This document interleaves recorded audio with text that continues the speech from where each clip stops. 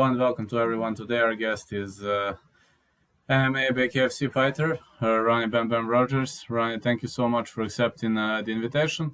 And what could you say in general, like in your MMA Bkfc run in like 3 or 4 sentences, so we can go with question by question with some moments from your career, with some entertaining aspects of the game. Please go for it. Yeah, I had a great career in MMA. Just kind of got burned out a little bit. Almost pretty much retired, and then came across the Bkfc and decided to give it a run. Man, it's been that was the most exciting thing I've ever done in my life. Yeah, pretty much outstanding. Which was your first martial art, and when did you start training martial arts in the first place? I started probably about 15 years ago, and it was just kind of, I wrestled in high school a little bit and watched the UFC and just kind of had that excitement and decided to give it a try, and it was all downhill from there. What can you say about the origin of your nickname?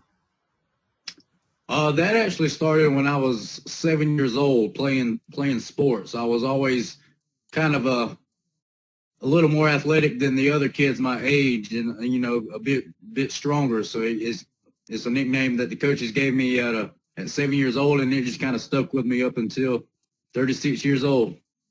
That's pretty much a good, great story. Who are your coaches and sparring partners at the moment? My sparring partners I got, they're kind of just scattered out because, like I said, I was fighting for, let's see, like 14 years, and I took a 3-year layoff, and just out of the blue, woke up and said, hey, let's give this a try. And I only trained 3 months for this fight. So I didn't have a whole lot of training partners, and it was boxing, it completely different than MMA. But my coach, his name is Robert Owens. He's been boxing since he was a small child, and he completely turned my game around. He's a great coach, great friend, and we're about to do some big things. Do you have a favorite punch considering you're a Bkfc fighter at the moment? My favorite punch? Man, I got a pretty mean left hook, and but my go-to is that overhand right, and that's what I used this past Friday night to put him to sleep. That's my money maker right there. So for now, moneymaker is right hand, but the most creative one, left hook, right? Oh yeah, oh yeah. Yeah, that's pretty much excellent. Pretty much excellent. How would you describe your fighting style? I mean, you're a Bkfc now, but do you have some specific fighting style, or you're adjusting as the fight goes on? Uh, it's just kind of like in your face, gritty. Bringing the heat. I'm coming for the kill. With every punch, it's not. I'm not in there playing around, pitter patting around. There's no filling out process. It's a very in your face, aggressive style. Kind of a little, a lot of MMA because I'm still trying to transfer over to the boxing and pick up all that. But it's just, very exciting, flashy, trying to kill you with every punch type style. Let's talk about a bit of your history. How did you feel heading into your first MMA fight, and who was your first MMA opponent? I mean, you probably remember it was way ago, but Oh man, my first MMA fight. Yeah, that's a good question. My first pro fight pro, yes. was with this kid named Marcella. He was it was his first debut fight as well for MMA, but he had a very extensive Muay Thai fight record. He's like 15-2, and he came over to MMA, and I really wasn't nervous because I had the wrestling background. I was used to being in front of a crowd, and I just went in there and pretty much Matt Hughes style picked him up, slammed him, and ground and pound him. It took like 2 minutes to finish that out and get that victory. You fought pretty many big names in your career. Can you please pinpoint to top 3 or maybe top 5 most difficult MMA fights you've ever been to? Uh, One of my, well, I wouldn't say most difficult, but one of my most exciting ones was when I fought Diego Sarava. You know, we had to run that back twice. He was a UFC vet, Bellator vet. That was, there was a lot of bad blood there. It was very kind of a hostile environment there for a little bit with that one.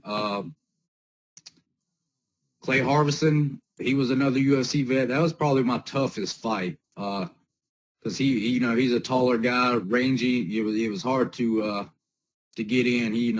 I took a little more damage in that fight than I would have liked to, but still came away with the victory in that one. Yeah, outstanding. I've noticed in your record that you also fought Joe Elmore once, right? I did, yeah. Yeah, so how was that fight? I mean, Joe was my guest too. Uh, Joe got the win in that one on paper.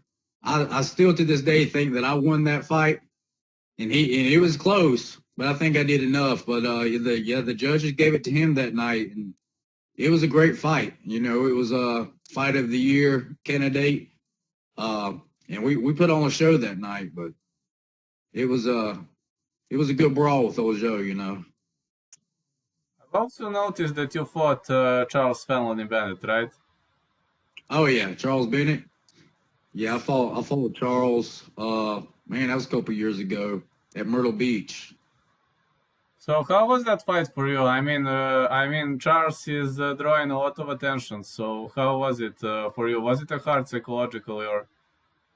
Uh, it was a great fight. I was excited to get that fight with a big name. You know, he's probably one of the most recognized guys that I have gotten a chance to share the ring with. And but it went exactly as I thought. You know, he as far as being well rounded, you know, he kind of wasn't there. You know, he's a big flashy striker, but I took him down and caught him in a submission, and was able to add his name, to the list of people I beat. And, it was great experience, to add such a high name to that list. What are your thoughts on Jordan Rinaldi as the opponent? As who? Jordan Rinaldi. Oh, Jordan. Yeah, Jordan was he was another tough guy. That was a pretty tough fight. It went differently than I expected. I thought he was going to come out and try to wrestle me more, but he was happy keeping it standing, and that worked out in my favor. And I just pretty much let him come in and make his mistakes and counter-striked and came away with the victory. It was another very, very close fight, but the judges gave it to me that night. Why did you transition to bare knuckle from MMA? And what were three hardest areas? What were three hardest areas to transform? Like, for example, you mustn't wrestle, you mustn't grapple, you mustn't do everything you did in the clinch. Can you please talk about that aspect of the game? Yeah, when I was like MMA, I just got kind of burned out, and was ready to walk away from it. And then, like just one day, and Joe helped out, Joe Elmore. He kind of talked me into it a little bit to try out the bare knuckle, and I was like, hey man, let's do it before I get too old. So I made that transition, got that training in, and the hardest parts was probably, like I said, not kicking, not, no takedowns, and elbows from the clinch was things I had to work on. And I ain't gonna lie, there was a split second in this fight this past Friday that I had that urge to follow up with a kick, but was able to avoid it, thankfully, because that wouldn't be good. But yeah, the urge is it was there. It's a big transition to make. So, about this fight past weekend against Dimitri Angelini, did you have a specific game plan, or it just happened the way it happened? I mean, before the fight, did you watch your opponent? Did you analyze your opponent? or you were just heading into the game and say, let's see what happens in round one, and we're gonna adjust? I watched a little bit of his fight, but the only thing I could really find was around a year ago, and I knew he had come here to the U.S. to train, so I knew that he's probably going to make a lot of significant changes. So I didn't go off of a lot of his old stuff. So I just figured, I'm going to go in there and not be worried about what he's going to do and just make it, my fight, do what I please, and try to make him uncomfortable. And to my surprise, his style had not changed that much. It was a lot like the video that I had seen from, a little over a year ago. Can you please elaborate the meaning of your tattoos? Oh man, most of them don't have any meaning really, but I have a few that has some meanings that I got from my daughter. I got a portrait of her, which is one of my most meaningful tattoos, and then she's a big How to Train Your Dragon fan. She wanted me to get Toothless, so I got Toothless tattooed on her. She wanted me to get the Cheshire Cat. I got the Cheshire Cat tattoo for her, but other than that, they're all just pretty much just random artwork. Do you have the favorite animal? My favorite animal, I'm gonna have to go with the gorilla. He's a yeah, he's a as a king. In my opinion, he's the king. The strength, the pure strength, and speed and power of a gorilla. You said you had a 3-year layoff. How were you feeling during the layoff, and how were you feeling after you decided to get back to the sport? Was it a big difference between the psychological aspect of the game? uh during the layoff, I was not feeling good. I let myself go pretty much. Wasn't doing any type of physical activities. And like when I say a 3-year layoff, it wasn't me just training and not fighting. Like I wasn't doing anything, go to work, come home, sit in front of the TV and until the next day to do it all over again. So when I decided to get back to it, it was literally like starting all over again. And those first like 3-4 weeks was it was pretty rough. It had me second guessing if maybe I should even be doing this, but I stuck with it, and it was surprising on how fast it actually came back and picked up, because I was 215 pounds 3.5 months ago. Now and then, I fought this past Friday at 155 pounds. So it all, that muscle memory and all that, it just snapped back right where I needed it to be. Sounds pretty much awesome. So, what are your plans for the future? Do you plan to stay at bare knuckle? Do you plan to keep the ball rolling? Do you have maybe some potential opponents slated? Yeah, I plan on staying with bare knuckle. Hopefully they'll have me back.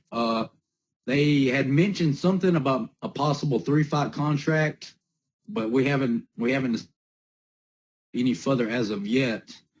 But yeah, that's I felt at home there, and I was more comfortable than I'd ever felt before in being in front of people. I thought I was comfortable when I fought MMA, but this was a different world. It was the old me back, and that's where I plan on being, and plan on working my way up and being their champion, 155-pound champion. As far as opponents, I'm ready. I want to go straight to the top. Give me that chance. But we'll see what they have planned for me. Yeah, 155 division is pretty much stacked in bare knuckle, so there are many, many good fighters. Maybe, according to my thoughts, maybe according with 185, maybe this is the most powerful division at bare knuckle. What do you think?